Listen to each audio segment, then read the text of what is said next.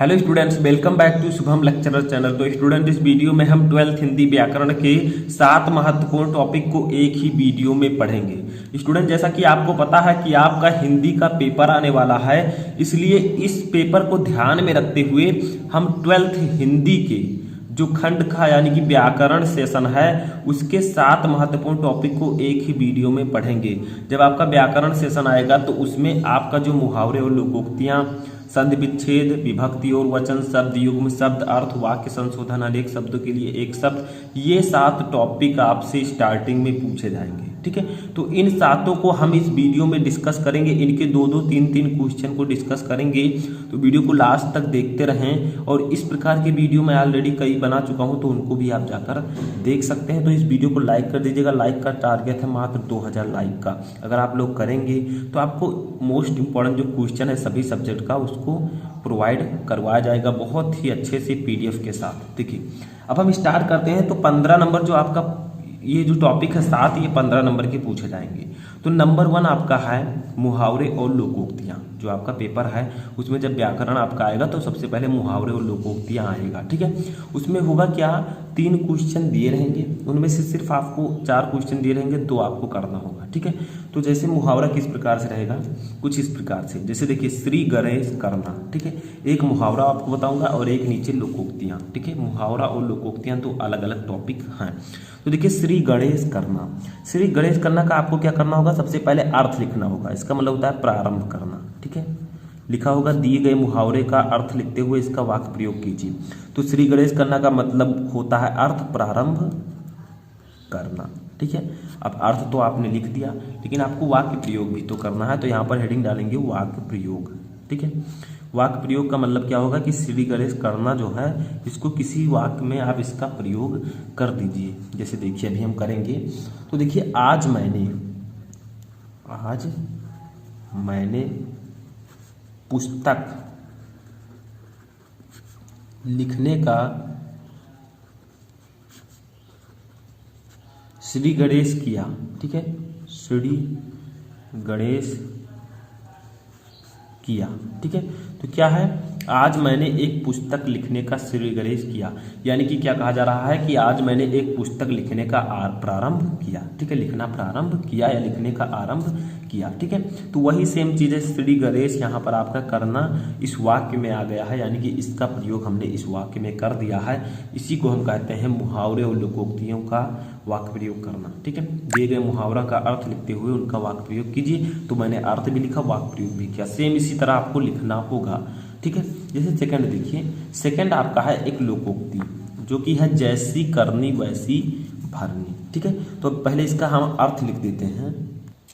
तो जैसी करनी वैसी भरनी का मतलब होता है कि जैसा बोओगे वैसा ही काटोगे। ठीक है, तो इसका अर्थ होगा बुरे काम का बुरा नतीजा। ठीक है, बुरा नतीजा यानी कि बुरे काम का बुरा नतीजा। जैसी करनी वैसी भरनी, बुरे काम का बुरा नतीजा। ठीक है, इसका अर्थ होगा यानी कि जैसा आप करेंगे काम वैसा ही आपको फल मिलेगा। ठीक है, तो इसका वाक्य प्रयोग अब हम कर लेते हैं। तो वाक्य प्रयोग कैसे करेंगे, तो सेम उसी तरह यदि आप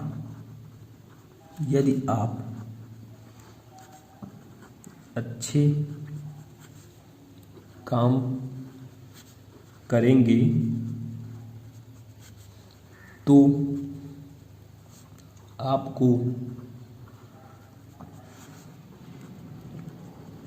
अच्छा फल मिलेगा। ठीक है, यानी कि यदि आप अच्छे काम करेंगे तो आपको अच्छा फल मिलेगा। ठीक है, और क्या है, और मान लीजिए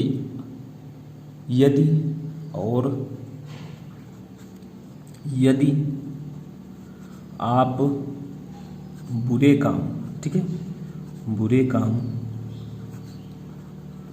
करेंगे तो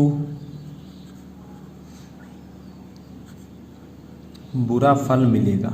ठीक है, यदि आप अच्छे काम करेंगे तो आपको अच्छा फल मिलेगा, यदि आप बुरे काम करेंगे तो आपको बुरा फल मिलेगा। सही ही कहा गया है। ठीक है, सही ही कहा गया है कि जैसी करनी वैसी भरनी। ठीक है, जैसी करनी वैसी भरनी, ठीक है। तो इसी को हमें वाक्य में प्रयोग करना था, जो कि हमने यहाँ पर कर दिया। तो देखिए, जैसी करनी वैसी भरने का अर्थ होगा बुरे काम का बुरा नतीजा। वाक्य प्रयोग, यदि आप अच्छा काम करेंगे, अच्छा, ठीक है, यहाँ पर अच्छा लिखना, अच्छा काम करेंगे तो आपको अच्छा फल मिलेगा, और यदि आप बुरा काम करेंगे तो बुरा फल मिलेगा। इसलिए सही ही कहा गया है कि जैसी करनी वैसी भरनी, ठीक है। तो ये था आपका मुहावरे और लोकोक्तियाँ। सेकेंड टॉपिक जो हमारा है वो है संधि विच्छेद, ठीक है। संधि विच्छेद जो होगा वो आपका बहुविकल्पीय टाइप का होगा, जैसे आपके सामने दिख रहा है। फर्स्ट क्वेश्चन है, ये 3 नंबर का होगा, 3 क्वेश्चन। जैसे फर्स्ट है, यद्यपि का संधि विच्छेद है, तो यद्यपि का सही संधि विच्छेद इनमें से कौन सा है, उस पर आपको टिक करना है। तो देखिए, ग वाला ऑप्शन इसका सही होगा, यदि धन अपि। यदि धन अपि जो है ये यद्यपि का सही संधि विच्छेद है। सेकंड देखिए, रजनीशा का संधि विच्छेद है, यानी कि रजनीशा का सही संधि विच्छेद क्या होगा, तो वो हो जाएगा रजनी धन ईसा, ठीक है। अब तीसरा क्वेश्चन है कि पावकः का सही संधि विच्छेद क्या है। पावकः का सही संधि विच्छेद क्या होगा, तो पौधन अका, ठीक है। ये आपके 3 क्वेश्चन थे, 3 नंबर आपको दिए जाएंगे। तो इस प्रकार से आपको ऑब्जेक्टिव टाइप क्वेश्चन दिए जाएंगे। आपको करना क्या है कि लिखना है तीसरे का खा सही है, ठीक है, ये आपको लिखना है। तीसरा आपका आता है टॉपिक विभक्ति और वचन, ठीक है। विभक्ति और वचन भी आपका बहुविकल्पीय होगा, यानी कि ऑब्जेक्टिव टाइप। जैसे देखिए, आपसे पूछा जाएगा कि सरिताम में विभक्ति और वचन है, यानी कि सरिताम शब्द में कौन सी विभक्ति है और कौन सा वचन है। याद रखिए, विभक्ति आगे लिखे रहेगा, वचन पीछे।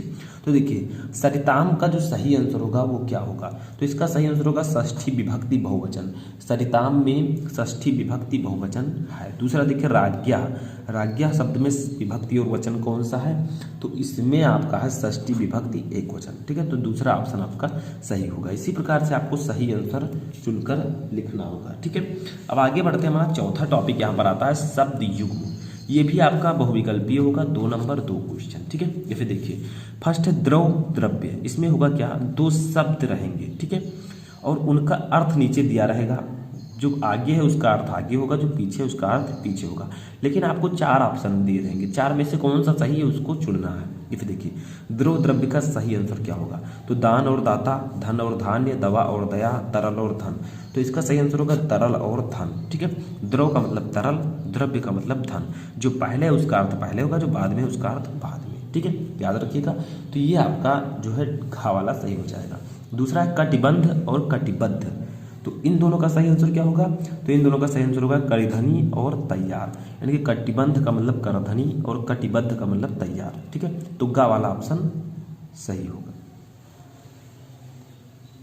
अब हमारा 5वां क्वेश्चन, 5वां टॉपिक है शब्द अर्थ, यानी कि आपका पर्यायवाची शब्द जो आप पढ़ते थे अब तक, वही आपका है शब्द अर्थ, ठीक है। ये फिर देखिए, अर्क का पर्यायवाची शब्द क्या होगा, तो अर्क को हम सूर्य भी कह सकते हैं, ठीक है, या एक पौधा भी होता है अर्क, ठीक है।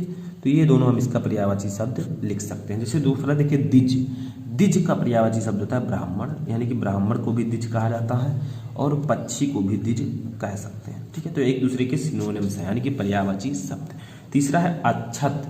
अच्छत का मतलब होता है, इसका हो जाएगा अखंड, अखंड या फिर चावल का दाना। देखिए, जब कोई अच्छत देते हैं शादी वादी में, विवाह में, तो अच्छत दिया जाता है तो चावल का दाना उसमें लिया जाता है, येलो कलर का, ठीक है, या किसी भी कलर का, उससे हमसे मतलब नहीं है। लेकिन अच्छत का जो होगा पर्यायवाची शब्द वो है अखंड या चावल का दाना, ठीक है। 2 नंबर का ये भी आपसे पूछा जाएगा। अब अगला टॉपिक हमारा है अनेक शब्दों के लिए एक शब्द, यानी कि कई शब्दों के लिए आपको एक शब्द का चयन करना है, ठीक है। जैसे जो भगवान में विश्वास न रखता हो, जो ईश्वर में विश्वास रखता हो, उसे हम आस्तिक कह सकते हैं। जो ना रखता हो उसे नास्तिक। तो उसी तरह अभी अभी स्नान किया हुआ उसे हम क्या कह सकते हैं, शीघ्र स्नान, स्नात, अद्य स्नान या सद्य स्नान, ठीक है। तो इसका राइट आंसर हो जाएगा ऑप्शन नंबर डी, यानी कि घा, सद्य स्नान। अभी अभी स्नान किया हुआ हम कह सकते हैं सद्य स्नान।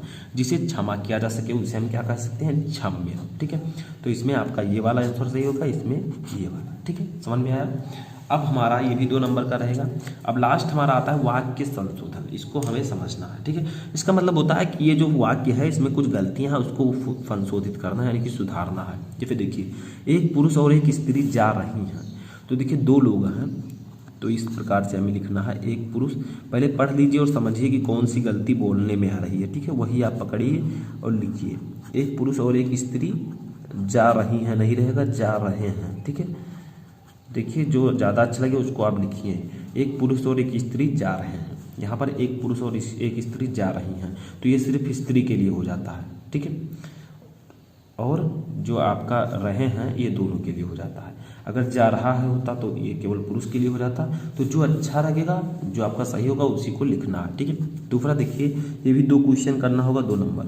मैं भोजन कर लिया हूँ, तो सुनने में कैसा लग रहा है? मैं भोजन कर लिया हूँ, थोड़ा अजीब लग रहा है, ठीक है। तो इसको हम लिख सकते हैं मैंने भोजन कर लिया है, मैंने भोजन कर लिया है, ठीक है। अब तीसरा हमारा आता है अध्यापक महोदय कक्षा में पढ़ा रहा है, यानी कि अध्यापक महोदय कक्षा में पढ़ा रहा है, तो कैसा लग रहा है? थोड़ा सा अजीब लग रहा है, ठीक है। तो इसको किस प्रकार से लिखेंगे? अध्यापक महोदय कक्षा में पढ़ा रहे हैं, ठीक है। पढ़ा रहा है की जगह पर रहे हैं कर देंगे। अध्यापक महोदय कक्षा में पढ़ा रहे हैं, ये सही होगा, ठीक है। चौथा है पुत्री पराया धन होता है, तो पुत्री है स्त्रीलिंग है तो होता है ये पुरुष के लिए यूज किया जाएगा, तो होती है, ठीक है। तो यहाँ पर होगा पुत्री पराया धन होती है, ठीक है। तो ये सही होगा आपका। तो इसी प्रकार से मैंने आपको इस वीडियो में बताया 7 टॉपिक एक वीडियो में, ये आपके बोर्ड एग्जाम में 15 नंबर के पूछे जाते हैं। अब इसी प्रकार के मैं आपको कई वीडियो 10 से 12 वीडियो प्रोवाइड करा चुका हूं, उनको भी देख लेंगे तो कोई भी क्वेश्चन आपका मिस नहीं होगा। तो उसके लिए आपको जाना होगा क्लास 12 हिंदी व्याकरण प्लेलिस्ट शुभम लेक्चरर में, बोलेंगे तो ऐसे आपके सामने प्लेलिस्ट आ जाएगा, उसमें से आप एक एक वीडियो डेली देखेंगे तो आपका सभी टॉपिक आसानी से क्लियर हो जाएगा। तो इस वीडियो में फिलहाल इतना ही। वीडियो कैसा लगा कमेंट बॉक्स में ज़रूर बताएं, और किसी भी टॉपिक में क्वेरी है तो उसको भी आप कमेंट बॉक्स में मेंशन करें, मैं उस टॉपिक पर वीडियो बनाऊंगा।